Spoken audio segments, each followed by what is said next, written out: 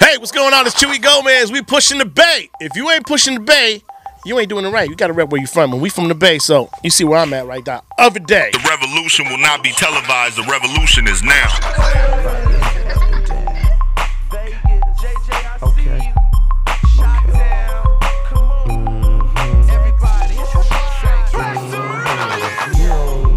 My car ride by, clouds on my windshield. I'm sitting that high. Welcome, MCT came here. Let's go. What's up with it, man? This your cousin Ray Love, and I'm in the building with my man Chewy Gomez. He's got the longest running, consistently dope hip-hop morning show ever out of the Bay Area. I listen to it every day, and if you're not listening to it, man, you're slipping. What it do, man? What's up with you, man? Oh, man, just happy to be awake and alive and be here with everybody and everything. That's what's up. That's what's up, man. What do you love most about your job? Man, the fact that it's a different day. Even though we're playing the same music, I mean, it's a different day. Different people call in, different guests. But most importantly, you putting a smile on somebody's face when they, turn on the radio. 100%. Tell me about how you got into this thing, man. What was the beginning of all this, man? I have my memories, but I want to hear, like, you know what I mean? Tell me from your point of view. What was the beginning? Well, for youngsters out there trying to get into this, I mean, I highly recommend the intern thing, because I did the intern thing at KSOL back when KSOL was the popping thing back in 89, 88, and I got into it with Marcos Gutierrez over there. And then, the internship led into a little position. Then from there, I worked with Mancal. KSOL became Wild. Wild became Wild 94.9, and I left there right before it became 94.9. I've been cameo right here now for about 15 years. Most notorious event I probably pulled off was stopping traffic on the bridge. I was notorious. Google that for one. We shut it down. All lanes blocked. Nobody could move, and it was. So you ain't had to get bailed out for that? Oh no, we actually fled. We came to the station and went into hiding. Couldn't find us nowhere. My mama couldn't reach me. I remember it was, probably like 17 years ago. You was the dude that gave me my first interview, my first real live interview. We was up late at night. It was on KSOL. I think we was in a little small cramped spot. And see, what cats don't know is, man, that helped to advance Bay Area independent history. At that time, you had to be on a major label. So that's why Chewy is such a factor. How did you get into the CMC gig? That was funny because me and Andy worked together at KSOL with Billy Jam. Andy Kawanami. And, right. Billy Jam, we used to do the little hip-hop seismic shop at KSOL. And, we kind of connected. And he's like, yo, you want to be on TV? I was like, not really. I want to do radio.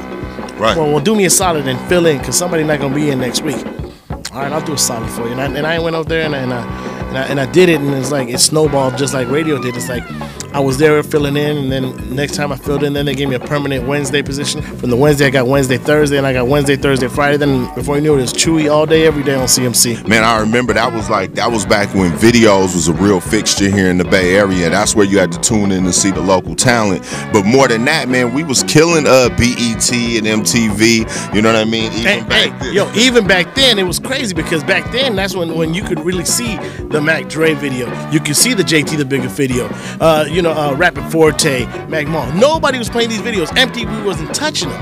And CMC was really your outlet. And you didn't need cable because you could watch Channel 26. You could be locked up. You could watch it in the pen. You could be at the house with your mama. You could be at grandma's house. Yeah. But CMC was really playing and that was what kept people locked in because we repped the Bay so hard over there.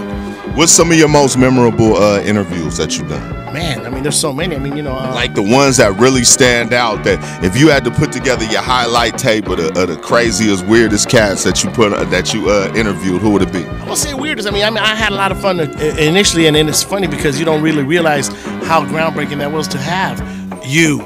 Rapping Forte, JT the Bigger Figure, playing them for the very first time, introducing them to the Bay Area. Now, you were hot in your neighborhoods and then you were having a big street buzz on the streets, but to introduce you to 60,000 watts of major power, that was insane. That helped me get my deal, man. Right. That exposed us to the whole world. And that in itself was huge, but on the other flip side of that was, the getting a chance to meet the people that you really idolize. Like, I was a big Cube fan, so for me to meet Ice Cube and have him in the studio and rep with, Scarface, to me, those were dope.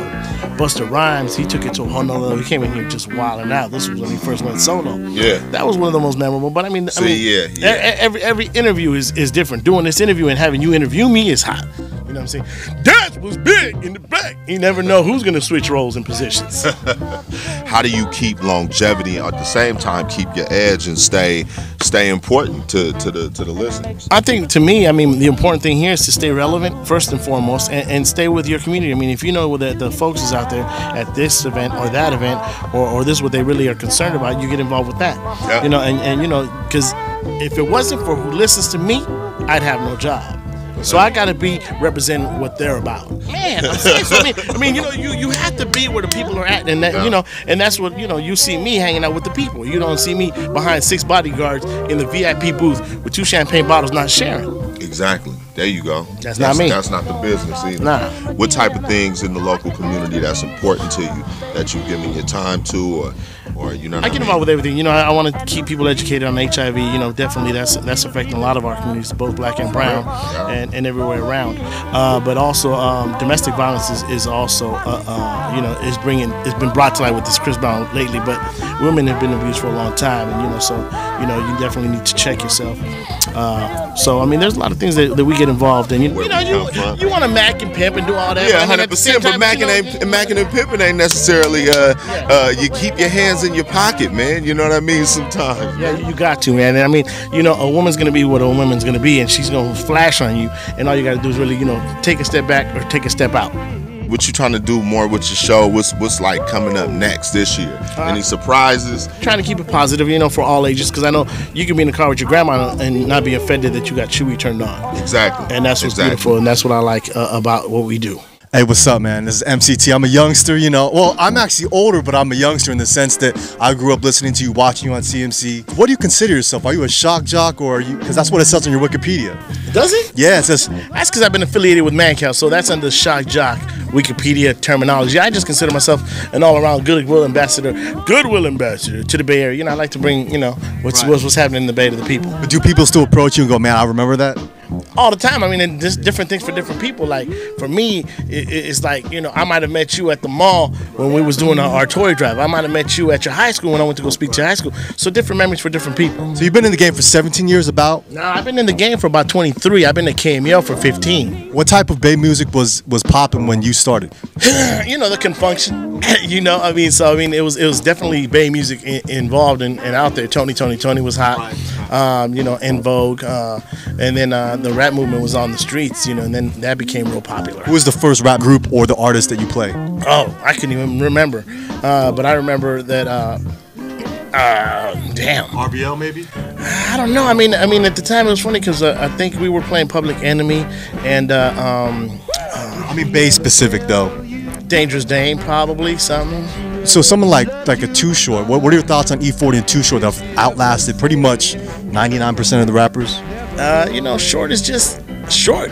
It's a formula. It's like listening to Chewy. You can't, when you tune into a Short record, you know exactly what you're gonna get. Right. You know, he's not with a fad. But you've been through the fads. There's fads. So the mob music was a movement. What are your thoughts about, not necessarily right now because hyphy is a little bit less, but what do you think about hyphy? What did you think about it?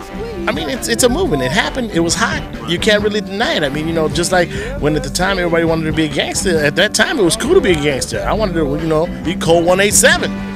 You know? So, I mean, you know, each time has its movement, and you just got to go with it. Now, speaking of movements, we started out with cassette tapes, CDs, and now this digital movement.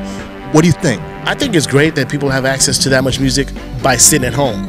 It's a little sad because some of the people don't pay for the music, so it hurts the artists. But I think that it's dope that you can be at home and you could turn me on to something by emailing me a link or emailing me the information on a hot new artist. For instance, right now we're playing a song called Ice Cream Pain on the radio, and they found them on MySpace. Just some kids named Dero Music, and one of the DJs, DJ Amen, brought it here, and now it's like getting major rotation, and it's like wasn't signed, and now rumor is that I think they're getting signed to Koch or something. I don't know, so it's crazy. So what happens when someone hits you up and they, you know, obviously you're a major factor in the Bay, but not only for the Bay, but for KML, and kids go, man, play my record. give them the lowdown of really how it happens. That you can't just play everything. You know what I mean? You can't play everything. I mean, there's a process to everything. You know, we have a music director here. It goes through the music system. I mean, if there's something that really stands out and can't be denied, you bring it to their attention. So, you know, we get hit up with music every day. You know, we could be at a club and I walk out of there with 10 CDs. My pants way down. So that's why I'm sagging.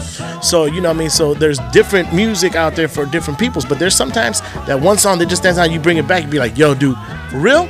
Check this one out. You got to check this out. But then a lot of stuff ends up being, you know, coasters for your sodas at home. I mean, the bin over there. Describe that bin. I don't know. I guess that's stuff that's been mailed in to different people. So I mean, there's stuff that, you know, gets sent in. You listen to it, and you, like I said, it ends up being a coaster or landfill. Because a lot of people online want to be on the radio station. What is your message to the people that want to be on the radio?